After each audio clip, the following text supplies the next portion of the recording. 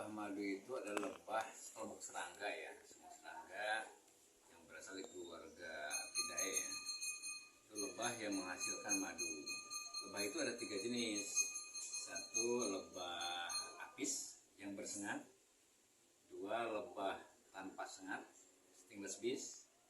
Dan juga lebah yang tidak menyimpan madu. Nah, ada juga lebah kan yang tidak menyimpan madu, itu namanya bumblebees.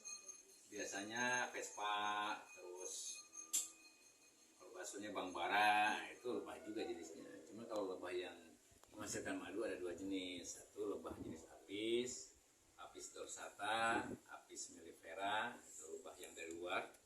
Dan juga lebah lokal, Apis cerana yang kecil-kecil suka di atap rumah, terus di tanah gitu. Satu lagi lebah tanpa sengat, lebah tidak bersengat. Kalau bahasa Sundanya teuweul. Nah, kalau bahasa Jawanya lanceng gitu aja. Kalau misalnya habitat asli dari lebah madu ini berarti yang lokal tuh asli dari Indonesia. Yang lokal natifnya itu natif ya, natifnya Indonesia. Ada yang dari luar juga ada. Itu kan terdiri dari 20.000 spesies lebah, kecuali Antartika ya, di berbagai benua kecuali Antartika.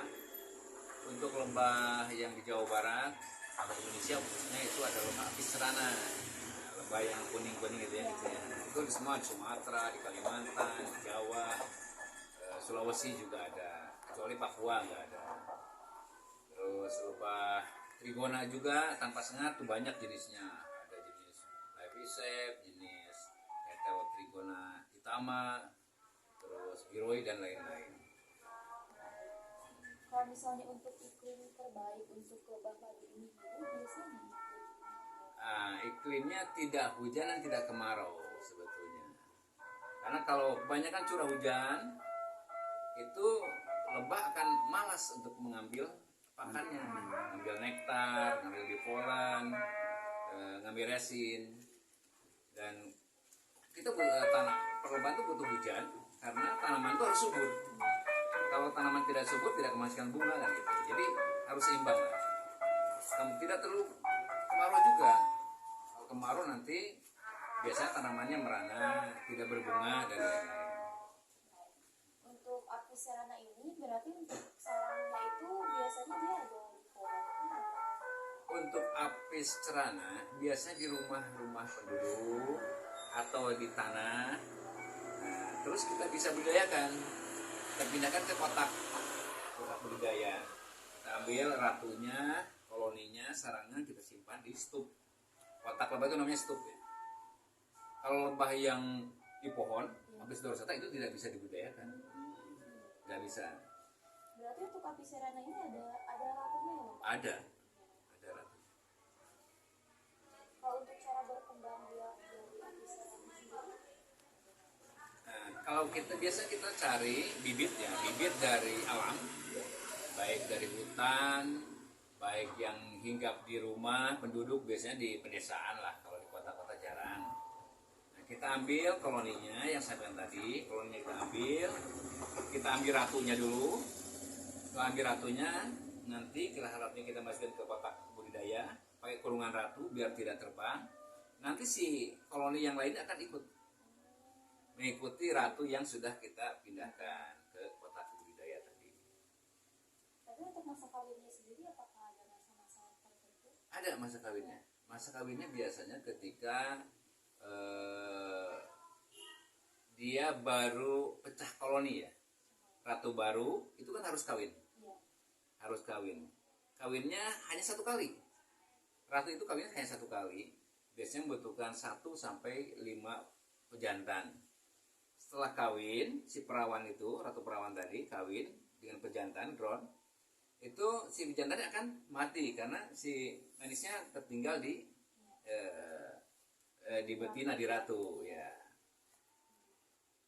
Kalau untuk konsumsi dari lebah madu ini sehari-hari ini apa konsumsi? Perlu nektar. Nektar itu cairan manis. Nah, cairan manis yang ada dalam bunga atau ketiak daun muda, tunas ya. Nah, tunas. Nah, sebenarnya Dan bipolen ya, bipolen itu tepung sari yang ada dalam bunga itu pakan lebah. kan ini lebah madu ini memproduksi madu ya. Tapi sebetulnya dari produksi madu itu manfaatnya untuk si lebah ini tujuannya untuk apa? Sebetulnya madu itu makanan cadangannya. Oh, makanan saja. Sebetulnya lebah mengambil nektar sebanyak-banyaknya sebagai cadangan makanannya. Kan tidak selamanya tanaman itu berbunga, dia akan menyimpan ketika tanaman berbunga atau disimpan di sarang. Nah, oleh kita manusia dimanfaatkan dan memang madu berkhasiat pada tubuh manusia untuk kesehatannya. Gitu. Kalau kan dari beberapa serangga itu ada serangga yang berkomunikasinya itu lewat kepala atau bagaimana? Kalau caranya lebah madu berkomunikasi satu sama lain itu bagaimana? Dari kepakan sayap. Dari kepalan sayap. Kepakan sayap. Kita udah melakukan kemarin riset MIPA IPB ya. Itu menggunakan IoT, Internet of Things. Jadi kelihatan tuh. Ternyata komunikasi lebah itu dengan kepakan sayap. Jadi mengeluarkan suara. Suaranya itu dari sayap. Sebetulnya. Komunikasinya itu. Berarti itu juga salah satu keunikan ya Bapak? Ya. Cara komunikasi. Nanti bisa diminta saya ke dokter Rus ya. Hasil riset di Bogor kemarin itu ada tuh. Lengkap sekali.